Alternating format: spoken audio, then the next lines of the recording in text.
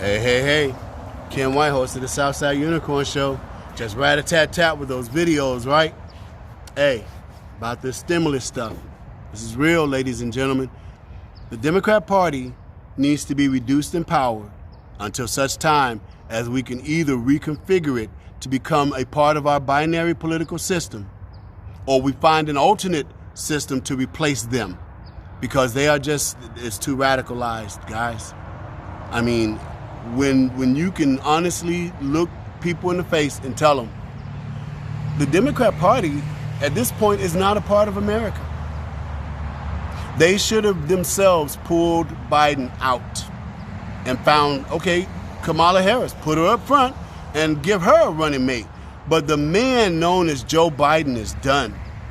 But they're running him anyway. And they're telling us on cameras, oh, it's 47% to 43%, and Trump is behind. Behind what? Technically, legally, and guy test number one. Somebody tell me I'm wrong. Joe Biden is ineligible to run for president at this point in time. How the hell are we allowing it? That's right, I said it. You can do what you want with the video, but I will never stop speaking truth. At this point in time, Joe Biden is ineligible to run for the office of president, if for no other reason than the optics of what is currently going on. We either suspend the election right now until a thorough, full investigation is done. And FBI investigator Ray or Director Ray, gotta go. Get this one, y'all. I'm gonna keep this one short and sweet. Get this how treacherous the Democrat Party is. President Donald J. Trump made a call to the Ukraine. Y'all know what I'm talking about. And, I could almost read it verbatim because we all did last year. I mean, everybody has a transcript of the phone call from our president to the president of the Ukraine. And all President Trump asked for was the truth. All President Trump asked for was an investigation. Who wouldn't ask for that, knowing what President Trump knew? Now, here comes the tricky part. The FBI, which I wish was run by Ephraim Zimbalist Jr. I don't know if you know Ephraim Zimbalist Jr. is, but, he was the character of the FBI when I was growing up. My mama watched the FBI like a religion. How do I know? Because when the FBI went off, that was my cue to go to bed. So I was like, man, I hope this is like a double feature or it's really long. It wasn't. It was just an hour. But, the Ephraim Zimbalist Jr. was what we believe the FBI was like. I mean, they're supposed to be the salt of the earth. They're supposed to be the people that if you can't trust nobody else, you could trust a G-man. Not Director Ray, because guess what? All the while, nasty Nancy Pelosi was trying to impeach our president with her bullet pens. They were sitting on those computers. They saw all of that. Now that should make Americans do just like, let me see if I can imitate what I want you to do. Whoa, no, really? All the while they're going, oh yay, the impeachment of President Donald J. Trump. While we watching them go through all that and marching down the sacred halls of Congress like it's so solemn and it's so serious. The FBI had those computers with Hunter Biden getting jiggy on a couple little China girls, high in his bed. And that part to me is nothing, man. Take that for right now and put it to the side. Am I saying it's nothing that he harmed little girls? Oh no. Those are the consequences he must face. But when you consider the galactic impact of the Democrats and the FBI and everybody else and their mama knowing that Trump didn't do anything wrong. He was trying to get to the bottom of the Bidens. He was trying to get to the bottom of Obama. With evidence in place, Americans, with evidence in place that they would not let you see. So what you mad about? What's your problem with Trump? When you got people like that, some of them are guns, in our government, how can you have a problem with a president who is trying to purify our political system. And now that you know what you didn't know, it should be so much easier for you on November 3rd to go do what you got to do. I said it was going to happen like this, and it did. One, in 2015, I said that the black male is going to gravitate to President Donald J. Trump because big bank take little bank, and game recognize game. They have to, because this is the horizon, the apex, the event horizon for the black male. They will no longer have, and when I say they, I'm talking about the Democrat Party, they don't have any use for us anymore. They're on to a whole new tip. They got a whole new group of people ready to usher them in to this country. So they're going to use us like cigars. You heard me say that before. I won't go into it with a bunch of dissertation. They're using black America like a cigar. I am sick and tired of those commercials. And now all of a sudden the NBA goes, well, next year we won't really do that anymore, because they know something you don't know. They know that next year those commercials won't be needed. Why do they know that? Why would they abandon the Black Lives Matter mantra promised next year? Because see, on November 3rd, you're either going to save yourselves or you're going to wreck yourselves. I said years ago that when this is all said and done, it's going to fall into the judgment seat of the regular man.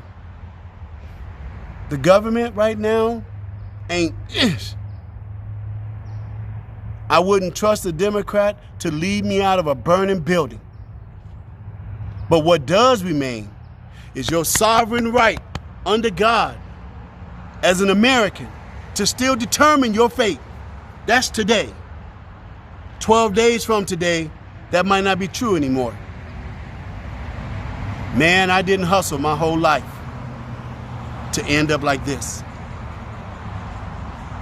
I didn't dodge gang members, bullets, racism, all of that, to be powerless under my own life, because if I don't put this on,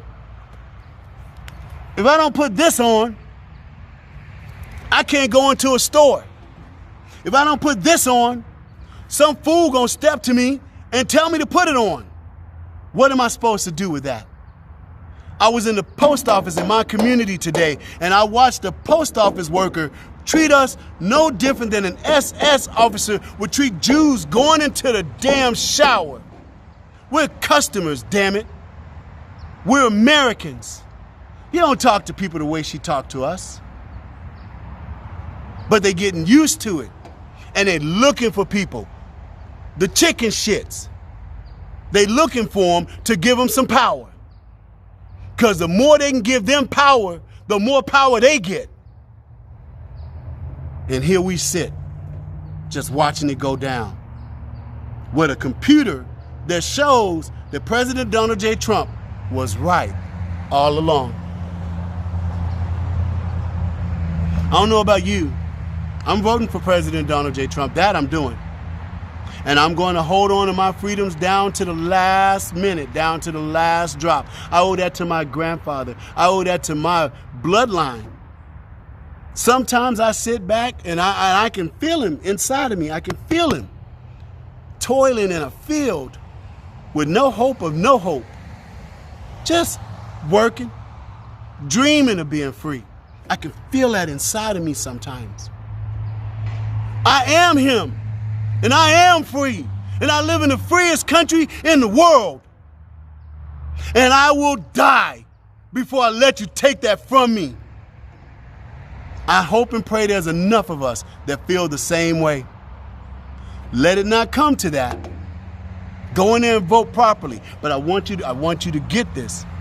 Why do you think all of a sudden Instagram, Twitter, Facebook, Google is saying, oh, if you speak of any kind of violence, we're going to just kick you off? Because they know the natural course of human life. They know what's getting ready to come. They know what they're prepared to do. They're trying to steal your freedom. And what's the natural reaction of a human being? You try to put chains on me, try it. Unless you're a peace officer arresting me for a crime I've committed in my country. But if you just some sucker-mo Joe walking up to me with some chains, oh, it's on and popping. But see, they don't need chains no more. They got us here. There are black people lined up right now, can't wait to vote for Biden. Who needs chains when they got people like you? Ice Cube and 50 Cent are supporting Trump for their money's sake, because under Biden it's gonna be 60%. But you know, hey, I understand some of you cats in the inner city, you ain't got a pot or window to throw it out of, so what do you care? Freedom, my friend. That's the most priceless thing you have. Hey, I grew up and I watched my mama sometimes make $5 last a month. I don't know how she did it. But it wasn't the money. It was the dignity. Our house was always clean, smelled like pine sol all the time. You could eat off the table with the little leopard with the green eyes and the thing, shit, his leopard thing on the table and whatnot. I am who I am because my mama made me understand and made me believe, my grandfather included, that I am somebody. Anybody ever heard that before? If Jesse Jackson believed it, he'd be talking about it right now, because your somebody, your inner person, is about to be stolen. You can't say he doesn't know it. But just like going inside a church, sometimes the people in the church ain't right. You don't go there for them. You go there for the Lord. You go there for the message. So even though Jesse Jackson them used that mantra, I am somebody, he might have used it as a hustle.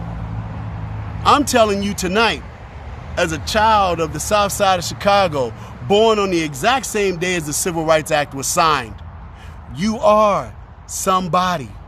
Our fates are intertwined. Mine with yours, yours with mine. Our children, our children's children are dependent on us, and we better not let them down. That's why I don't come on with all that hunky-dory, hoo-hoo, because that's over. 12 days, ladies and gentlemen, 12 days. In the name of Jesus, I pray that your freedom, no matter the cost, is more important to you than going along to get along, or to get up in Walmart and get yourself a 60-inch, or to keep on messing with, TikTok and all that mess. Who cares who wins the Super Bowl?